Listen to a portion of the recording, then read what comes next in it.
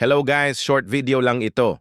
Papakita ko lang sa inyo kung paano ayusin ang pump system kapag humihigop kayo ng ink sa hose ng pump system. Pero hangin lang ang nahihigop nyo. Ang problema niyan, pipina ang spring ng pump system niya. Kaya ang gagawin natin ay adjust natin ang spring niya. Panoorin nyo na lang sa video ko paano ko ginawa. Pag nakuha mo na ang pump system, nakita mo yung spring na yan, tanggalin mo lang yan para maalis natin ng pump niya. Pati ang itim na hose tanggalin nyo din. Guys, ingatan yung mabuti, yung maliit na spring na huwag mawala. Kasi mahalaga yan. Pag nawala yan, hindi magbabounce ang pump. Kapag sumasagad ang head sa dulo ng right side, pabalik sa left side.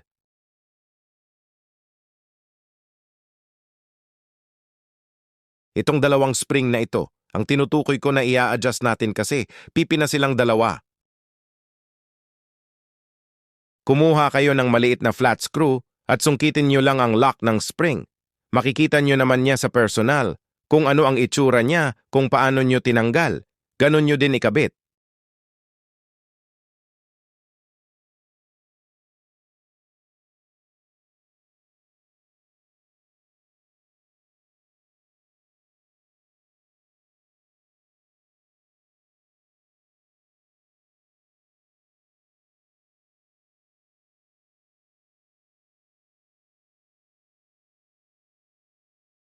Tapos batak-batakin nyo lang ang spring. Lakihan nyo ng konti, wag lang sobra, baka masira yung spring. Sayang naman yung effort natin, di ba?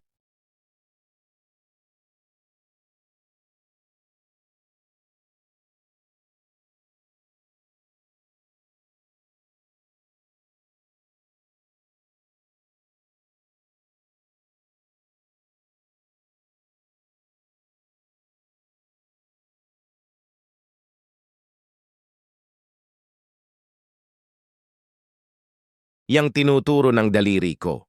Ayan ang lock ng spring, ipapasok mo iyan doon sa siwang ng lagayan ng spring. Basta makikita nyo naman sa personal yan, gumamit ka ng flashlight kung malabo na mata mo. At syempre magsalamin ka na din.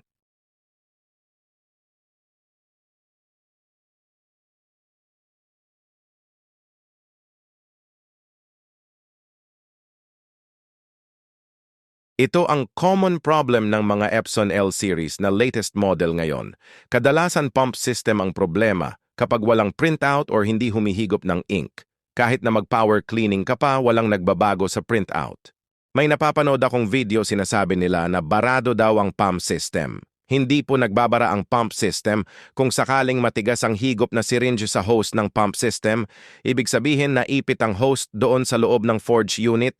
Yung nakikita niyong bilog doon sa pump system, nandun yung umiikot na bilog na humihigop ng ink. Pag yun ay umipit sa hose, hindi makakahigop ng ink. Sa susunod gagawa ko ng video about doon sa naiipit na hose. Sa ngayon wala pa akong video dahil hindi pa ako nakaka-encounter ulit ng ganun problema. Sa susunod na lang.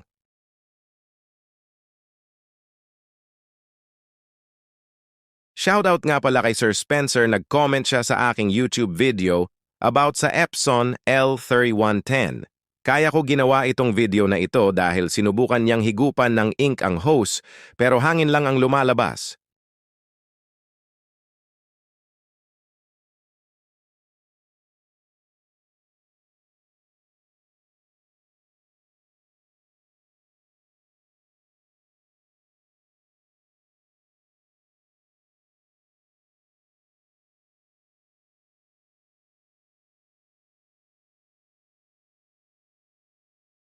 Yung pump nga pala, huwag niyong hahawakan gaya ng ginawa ko, mali ako ng hawak diyan pag hinawakan niyo kasi iyan at nadiinan niyo. Pwedeng mayupi ang bakal doon sa pump.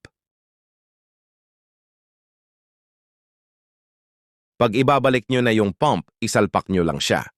At isunod yun na yung hose at yung spring.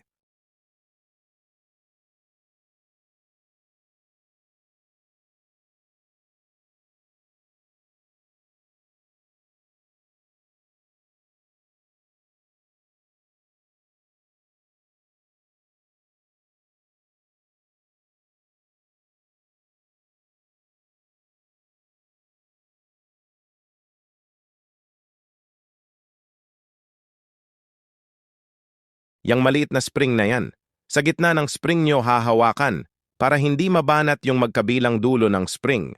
Masisira yung hook niya or yung sabitan niya pag dun nyo binatak or hinawakan. At meron pang maliit na spring na andyan tinuturo ng daliri ko, ingatan yung mabuting huwag mawala yan. Kasi ang alam ko sa spring na yan at sa maliit na plastic na iyan, timing niya iyan sa pagdukot ng papel. Pag nawala iyan at hindi nyo na ibalik, mawawala sa align ang pagpiprint niya sa papel. Pwede siyang magprint sa pinakaunahan ng papel, sa dulo, sa gitna. Ganun ang mangyayari diyan, kaya ingatan yung mabuti.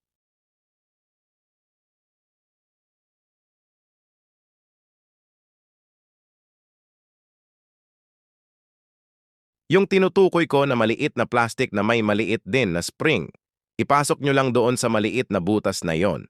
At yung hose naman ay igawin nyo ng bahagya para hindi tamaan yung pinakaposte ng lagayan ng tornilyo. At kapag napansin nyo na nakalapat na ng maayos ang pump system at pwede ng tornilyohan ng maayos, okay na yon. At galaw-galawin nyo ang maliit na plastic na yan, ganyan ang play niya, kapag aayos ang pagkakakabit sa kanya. Okay guys, hanggang dito na lang ang videos, pwede nyo na itest sa mismong printer nyo. Paalam!